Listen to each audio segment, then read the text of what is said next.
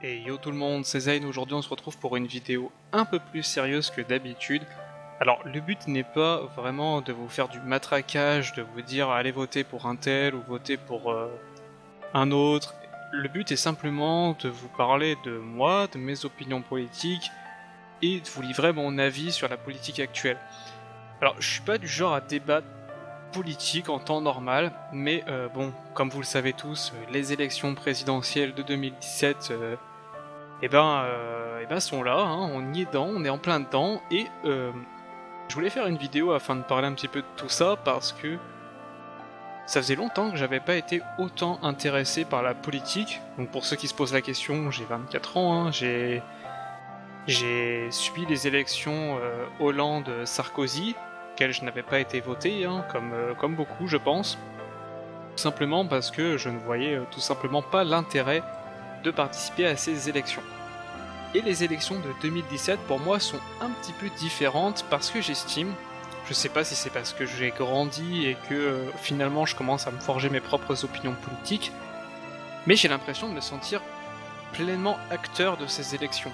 Alors ce qui m'a charmé le plus, c'est bien entendu la campagne de Jean-Luc Mélenchon, hein, La France Insoumise, qui permet à tout acteur de la vie politique, de tout participant de la vie politique, d'être acteur à son échelle. Aussi bien donner, contribuer, partager, en parler. Et c'est un programme qui fédère énormément en fait, et qui peut toucher énormément de personnes. Alors certains vont dire que Jean-Luc Mélenchon fait le choix tout simplement de s'adresser à un vaste panel de personnes. Peut-être bien, mais en tout cas, son programme est cohérent. Il y a des choses qui sont assez originales et qui pour moi relèvent tout simplement de la démocratie. Et c'est un scandale en fait que dans le pays des droits de l'homme, comme on aime l'appeler, en 2017 on se rend compte que notre constitution de la 5ème République n'est pas tant que ça, synonyme de droits de l'homme en fait. On a clairement des choses qui ne vont pas, qui ont déjà été soulevées de multiples fois dans divers débats, dans diverses vidéos politiques. Donc je vais pas faire un listing de toutes les choses qui vont pas dans notre pays, parce qu'il y en a énormément. Et à force, ça commence à créer un sacré mal-être, donc notamment à cause du chômage, hein, la première chose dont on parle, mais également tout simplement, est-ce qu'on se sent français ? À quel moment se sent-on français ? Et puis le pouvoir d'achat des gens, leur bonheur tout simplement, tout ça ce sont des choses à prendre en compte, que la plupart des politiques perdent de vue, car pour beaucoup de politiques, nous ne sommes que des ménages, des chiffres en quelque sorte qui permettent de savoir si oui ou non on va pouvoir rembourser la dette, si on va comment gérer le pays économiquement, mais derrière ces chiffres, on ne pense pas forcément aux personnes. Alors je ne peux pas dire si Jean-Luc Mélenchon pense vraiment aux personnes, s'il pense vraiment aux Français que nous sommes. C'est ce qu'il prétend faire, et je veux bien lui laisser le bénéfice du doute. Donc beaucoup de vidéos politiques circulent actuellement sur internet, donc je n'ai pas la prétention de dire que je peux faire mieux qu'eux ou pas, parce que de toute façon je n'ai pas une chaîne YouTube politique, hein, clairement pas, et même vous devez dire pourquoi tu nous donnes ton avis en politique, tu fais sur les MMORPG. Ma chaîne est personnelle, j'aime beaucoup aborder différents types de sujets, par moments je faisais quelques vidéos débat sur le thème des MMO certes, mais des fois non, et de temps en temps j'aime bien parler de sujets qui me tiennent à cœur, et ce n'est pas réservé à des personnes en particulier. Je pense que la politique ça touche tout citoyen en fait. Bien entendu, plus on vieillit, plus on s'y intéresse, forcément, parce que plus on se sent impliqué, et surtout dans cette période de trouble. Mais je pense vraiment que ça concerne tout citoyen, et qu'il est limite de mon devoir en fait d'en parler. Et donc au cours de cette vidéo, je ne vais pas vous montrer autre chose que des images du jeu de Mélenchon, hein, qui a été fait pas par lui-même, hein, mais par le Discord Insoumis, qui est un petit jeu très sympathique. D'ailleurs je vais vous mettre un lien dans la description si vous voulez l'essayer. Il y a des gens qui tryhardent dessus, il y a des records, hein. Et j'ai vu un mec qui est monté jusqu'au level 42, ce qui est assez énorme. Personnellement mon record c'était niveau 35 je crois dans ces eaux-là. Et je peux assurer que ça devient très difficile après. Donc c'est un petit jeu classique, je vous laisse faire le tour dessus, c'est assez sympathique. Et j'ai beaucoup aimé, bien que ce soit un jeu qui va bien sûr lasser très vite, c'est répétitif, mais de faire quelques parties dessus, ça permet de s'imprégner un petit peu plus de la campagne de Jean-Luc Mélenchon. Alors, concrètement, j'ai vu beaucoup de vidéos circuler, donc je disais, et beaucoup de youtubeurs n'osent pas trop donner leur avis, et certains le donnent, et je trouve ça très, très bien. Certains vont dire que ça n'a rien à faire là, que seules les chaînes YouTube axées politique ont le droit, mais je ne suis pas du tout d'accord. Encore une fois, c'est l'initiative de tout le monde et je trouve ça très très bien. C'est bien de partager ses avis tant que c'est argumenté. C'est bien également de contredire les médias, notamment la télévision, hein, qui, comme on le sait, est un média acheté dans notre pays, notre belle démocratie malheureusement. Et donc c'est bien de pouvoir contrebalancer tout ça pour donner les outils aux gens de se forger sa propre opinion, son propre opinion, et surtout de pouvoir savoir pour qui voter et pourquoi. Parce que voter, c'est pas simplement voter pour un... C'est pas seulement voter blanc ou noir, on peut également voter pour des convictions un peu particulières, pour une situation dans laquelle vous êtes un peu particulière. Bien entendu, il y a certaines personnes qui je n'appellerais pas à voter, clairement pas, telles que Fillon, Macron, ou même Benoît Hamon. Donc comme ça a été soulevé par pas mal de vidéos, tout simplement ce sont des candidats qui vont vous amener dans ce qu'on a déjà vécu en fait, c'est-à-dire de l'austérité, et pas forcément des beaux jours devant nous. Donc certains ne se le cachent plus du tout, comme Fillon. D'autres, comme Macron, essayent de jouer un petit peu une façade. Ce sont des façades, hein. C'est histoire de dire que... Essayent de se montrer comme bienvoyant, quoi, bienveillant du moins. Et c'est pas forcément vrai. Hamon, quant à lui, c'est pas forcément quelqu'un de mauvais dans le fond, mais disons qu'il a pas voulu jouer le jeu et se ranger avec Jean-Luc Mélenchon. Et c'est quelque chose que je n'apprécie guère, parce qu'à un moment donné, il faut savoir quand son parti commence à partir en couille, hein, on peut le dire, et il faut savoir un petit peu à se rendre utile en quelque sorte. Et même si pour moi je trouve que droite-gauche c'est quelque chose d'assez inintéressant, c'est pas forcément un... J'ai jamais été partisan du système binaire droite-gauche ou de qualifier les extrêmes seulement comme extrêmes, qui sont tous les deux opposés et qui ont leurs idées bien à eux. Vraiment, je n'aime pas qu'on tombe dans ce type de caricature. Je pense que chaque candidat a des idées, que chacun a des intérêts à défendre en fait. Pour certains, ce sont des intérêts privés, pour d'autres, je pense plutôt à nous, Français, citoyens. Et c'est vers ce type de candidat que je veux me tourner. Alors dans ces élections présidentielles, bien entendu, Jean-Luc Mélenchon n'est pas le seul à revendiquer les intérêts des candidats, hein. Je vous laisse également prendre connaissance de Asselineau, par exemple, que je ne connaissais pas du tout, et qui m'a étonné en fait, bien que pendant le débat des 11, il est passé un petit peu pour Monsieur Je sais tout, à réciter des articles, certains tournaient un petit peu sans dérision. Comme il l'a souligné, c'est très bien que quelqu'un qui veut être au pouvoir connaisse les textes, c'est très bien qu'il connaisse les limites de son pouvoir, de comment contourner ses limites, de comment il peut surtout amener notre point de vue sur la table, et pas seulement se plier aux institutions européennes. D'ailleurs, il veut sortir de l'Union Européenne le premier jour, et c'est très bien qu'un mec au pouvoir connaisse ça, parce que des fois on se le demande s'ils les connaissent vraiment leurs textes, et ça il a raison de le souligner. Donc il y a Jean-Luc Mélenchon aussi, que personnellement je soutiens, de vive voix, tout simplement parce que je me sens français en écoutant son mouvement, je me sens français et j'ai toujours été un petit peu de son côté. Et malgré les caricatures qu'on essaie de faire en lui disant qu'il est juste communiste, etc., et quand on se penche un petit peu plus sur son programme, quand on se penche un petit peu plus sur certains documentaires qu'il y a sur lui, sur sa vie, etc., on se rend compte que c'est pas forcément vrai, et que, comme d'habitude, on essaie de diaboliser un petit peu le personnage. Donc je vous encourage tous à vous renseigner un petit peu sur toutes ces personnes-là. Donc on a Monsieur Poutou également qui est... Voilà, hein, il n'est pas là pour être président, mais disons qu'il est intéressant en tant que personnage également, et il permet un petit peu de faire vivre le débat aussi. Donc certains candidats ont été très déçus du débat 11, tel que Monsieur Macron. Peut-être parce qu'ils n'ont pas su s'exprimer. Monsieur Macron aime beaucoup faire des phrases à rallonge. Personnellement, je pense que comme beaucoup, j'ai été très satisfait de ce débat à 11, bien que ce n'était pas vraiment un débat. Ça a permis d'avoir vraiment un vaste panel de classes sociales durant ce débat. C'était vraiment très intéressant à voir. Plutôt que d'avoir toujours des gens qui viennent de politique, c'était intéressant. On a la salle qui mettait un petit peu d'humour. Et si vous ne l'avez pas vu, ce débat 11 d'ailleurs, je vous encourage à le voir.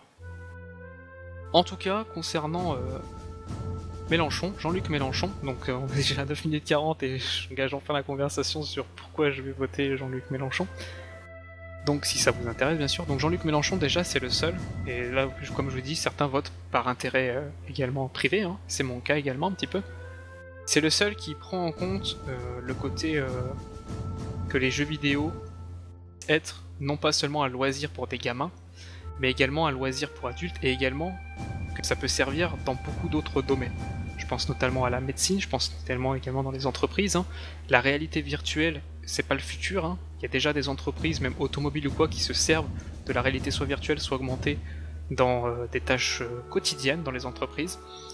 Et c'est pas quelque chose de futuriste, c'est quelque chose qu'il faut développer. Il faut qu'on gagne un avantage technologique là-dessus. Et c'est pas en attendant que ça se passe ailleurs qu'on pourra faire concurrence plus tard. La France a toujours été assez douée pour les technologies de pointe. Je pense aux avions, aux sous-marins, à pas mal de choses. Donc on n'est pas fait pour être dans la quantité, on est fait pour faire dans la qualité. Et c'est là qu'il faut qu'on mise en fait. Ça, M. Mélenchon l'a très bien compris. Il a compris également que les jeux vidéo, donc ça rapportait énormément d'argent. Et il veut ouvrir un centre national du jeu vidéo. Donc un centre national du jeu vidéo, un centre national du cinéma. Je ne sais pas exactement ce qu'il pense en faire. Bien entendu, c'est un truc qui sera financé par nous-mêmes, soit par les impôts, soit par des taxes quelconques. Peut-être taxes aux sociétés de jeux vidéo, peut-être taxes aux particuliers. Il avait émis l'idée de mettre une taxe sur les manettes. À voir. En tout cas, ce centre national du jeu vidéo, comme le centre national du cinéma, permettra probablement de financer des grands projets français, d'avoir un vrai noyau dans ce domaine que sont les jeux vidéo, le numérique en général, et ça c'est plutôt cool, et c'est important, il faut pas se laisser marcher dessus comme ça, il faut pas attendre que nos concurrents le fassent, il faut le faire tout de suite. Alors bien entendu, c'est pas la seule chose qui m'a séduit dans le programme de Mélenchon. Une des autres principales caractéristiques de ce programme qui m'ont séduit, c'est tout simplement son élan de solidarité. Beaucoup veulent voter FN, peut-être même parmi vous, j'ai des amis qui veulent voter FN. Le souci du FN, c'est qu'on vote FN par dépit pour les autres candidats, et c'est un vote qui exclut les autres en quelque sorte. C'est un vote excluant, non incluant, et voter FN, ça veut dire qu'on s'en remet un petit peu à écouter les... C'est peur. Et moi aussi, à un moment donné, j'ai été tenté par tout ce qui est FN. Je dis pas que c'est le mal, j'ai des gens très bien qui votent FN, il y a des idées que je partage, il y a d'autres idées moins. Mais c'est vrai qu'il faut laisser la religion là où elle est, il faut arrêter de diaboliser aussi les migrants. Nous sommes tous humains, on est censé être solidaires, la France est un pays solidaire, ne l'oubliez pas. Et penser à notre intérêt personnel n'est pas forcément une mauvaise chose, mais n'est pas non plus une bonne chose en soi. Il faut également savoir qu'on peut concilier les deux à la fois. Tout est une question de gestion, tout est une question d'appréhension. Après, je soutiens le fait de voter par un référendum à la sortie de l'UE, je pense que c'est toujours le peuple qui va décider, quelle que soit une décision. Mais il y a des choses chez le FN qui voilà, ne me plaisent pas spécialement. Une chose qui m'a beaucoup plu dans le programme de Jean-Luc Mélenchon, donc, c'est par exemple le cas de la Guyane, de la Guadeloupe, de tous nos territoires d'outre-mer, qui sont clairement oubliés par nos autres concurrents, et qui pourtant font partie de ce qui a fait le prestige de la France, ce sont tous nos territoires d'outre-mer, le fait qu'autrefois nous étions un peuple de conquérants, alors certains vont me dire que c'est pas prestigieux d'avoir conquéri, mais bon, ça ne sera jamais remis en cause que nous étions un peuple prestigieux, et ces colonies, il faut pas les laisser dans l'abandon total, il faut en prendre soin, et certains disaient que justement ils voulaient s'allier avec des pays communistes, etc. Mais en fait l'ALBA c'est juste une coopérative, puis il l'a déjà expliqué, mais je tiens à l'expliquer ici aussi, coopérative entre des pays, notamment d'Amérique latine, qui permettent la coopération économique, de faire des échanges tout simplement. Parce que la Guyane, en effet, c'est juste à côté du Brésil, c'est notre plus grosse frontière française et elle est à côté du Brésil. Et on ne profite pas de cette proximité, on ne fait pas d'échange avec le Brésil. Et pourtant, le Brésil est une grande puissance émergente, certes avec de fortes inégalités sociales, mais grande puissance émergente tout de même. Elle doit être même peut-être plus puissante que la France, ou pas très loin. Et ce serait dommage de ne pas en tirer profit dans ces échanges plutôt que de laisser la Guyane française mourir. De la même manière, Mélenchon est un homme très solidaire, bon, bien sûr il fait peut-être beaucoup de paroles, mais qu'il veut être élu forcément, mais Haïti par exemple, on a foutu un peu la merde là-bas, il serait peut-être temps de réparer les pots cassés. Il y a beaucoup d'autres choses dont je pourrais parler sur ce programme. Je voulais parler également de sa campagne. Donc sa campagne qui est très